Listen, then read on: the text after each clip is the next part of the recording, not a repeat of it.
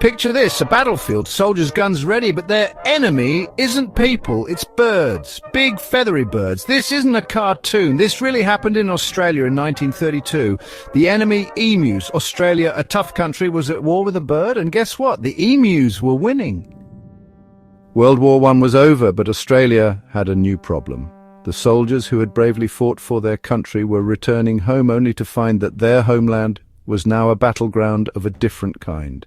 The Great Depression had hit, and it hit hard. The economic downturn was not just a financial crisis, it was a crisis of survival for many Australians.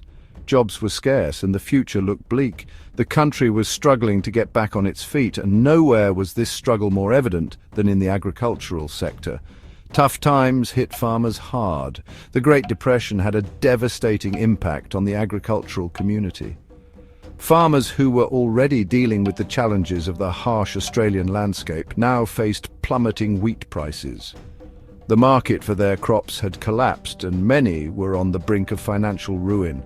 The once fertile fields that promised prosperity now seemed like a cruel joke. The farmers were desperate, and their plight was a reflection of the broader economic despair gripping the nation. Wheat prices dropped, farmers couldn't make money, the situation was dire. With the global economy in turmoil, the demand for Australian wheat had plummeted. The prices were so low that it was barely worth the effort to harvest the crops. Many farmers were left with fields full of wheat that they couldn't sell. The financial strain was unbearable and the future seemed uncertain. But just when they thought things couldn't get worse, a new and unexpected challenge emerged. Then the emus showed up. These large, flightless birds, native to Australia, began to appear in massive numbers. The emus were migrating from the inland regions to the coast, and their path took them right through the wheat fields. For the farmers, it was like adding insult to injury. Not only were they struggling to sell their crops, but now they had to contend with these unwelcome visitors. These big birds can't fly, but they can run.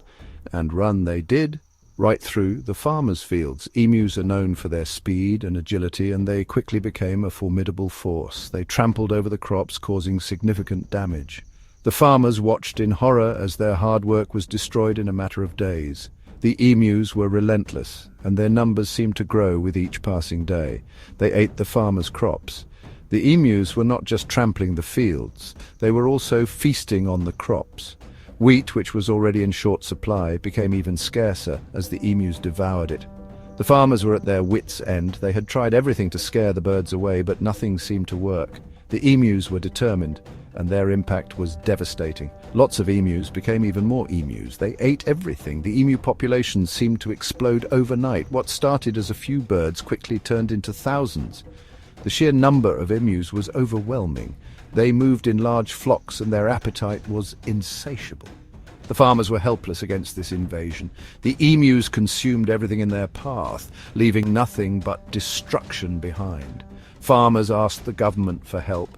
Desperate and out of options, the farmers turned to the government. They needed assistance, and they needed it fast. The emu invasion was more than they could handle on their own. The farmers organized meetings and discussions, trying to come up with a plan. They knew that, without intervention, their livelihoods were at stake. The government had to step in and provide a solution. They said, "We need you to fight the emus." The farmers' plea was clear and urgent. They needed the government's help to combat the emu menace. The situation had reached a critical point, and action was necessary. The government listened to the farmers' concerns and began to formulate a plan. The battle against the emus was about to begin, and it would become one of the most unusual conflicts in Australian history. The government listened. Farmers in Western Australia were desperate. Their crops were being decimated by a large, flightless bird, the emu. These birds, in their thousands, had migrated from the inland regions to the coast, seeking food and water. The farmers' cries for help grew louder, and the government had to act. They decided to take a military approach to this unusual problem. They sent soldiers with big guns. The soldiers, veterans of World War I, were equipped with Lewis guns, a type of light machine gun. They were confident that their military training and superior firepower would quickly resolve the issue. The plan was simple: drive the emus into a corner and eliminate them. But the emus had other plans. The Emu War had begun. The soldiers set out with their weapons, ready to face the enemy. They expected a quick and decisive victory. However, they soon realized that this was not going to be an easy task. The emus were not just any birds. They were fast, agile, and surprisingly intelligent. These soldiers had fought in real wars, but emus were different. In the trenches of Europe, they had faced human enemies who followed predictable patterns, but the emus were unpredictable. They moved in erratic patterns, making it difficult for the soldiers to aim and shoot. The soldiers were used to fighting men, not birds. Emus don't march in lines. They're fast and tough. They can run at speeds of up to 50 kilometers per hour and can cover great distances in a single day. Their strong legs can easily outrun a human, and their thick feathers provide a natural armor against bullets. The soldiers quickly found themselves outmatched by these resilient birds. The soldiers couldn't hit them. Despite their best efforts, the emus proved to be elusive targets. The soldiers' bullets often missed their mark, and even when they did hit, the emus would often keep running, seemingly unfazed. The soldiers' frustration grew as their ammunition dwindled and the emus continued to wreak havoc on the crops. The emus ran into the bushes and disappeared. They used the dense Australian scrub to their advantage, vanishing into the undergrowth where the soldiers couldn't follow. The emu's ability to blend into their surroundings made them even harder to track and eliminate. It was as if the birds were playing a game of hide-and-seek with the soldiers. It was like they were making fun of the soldiers. The emus seemed to be mocking their efforts, outsmarting them at every turn. The soldiers, who had faced the horrors of war, were now being bested by a flock of birds. Their morale began to wane as the realization set in that this was not going to be a quick or easy victory. The newspapers thought it was hilarious. Journalists quickly picked up on the story, and the media had a field day. Headlines mocked the government's efforts, and cartoons depicted the soldiers being outwitted by the emus. The public found the whole situation amusing, and the term Emu War became a source of national humor. The Emu War became a big joke. What was meant to be a serious military operation turned into a farce. The soldiers' struggles against the emus were laughed at by people across the country. The Emu War remains one of the most bizarre and humorous episodes in Australian history, a testament to the unexpected challenges that nature can present. The soldiers tried everything, hiding and waiting, chasing them in trucks. They even set up elaborate ambushes, hoping to outsmart the emus. But these birds were no ordinary foes. They were fast, agile, and seemed to have an uncanny ability to sense danger. The soldiers would lie in wait for hours, only to see the emus dart away at the last second, leaving them frustrated and empty-handed. Nothing worked. The emus were too smart. They'd disappear and then show up somewhere else, like magic.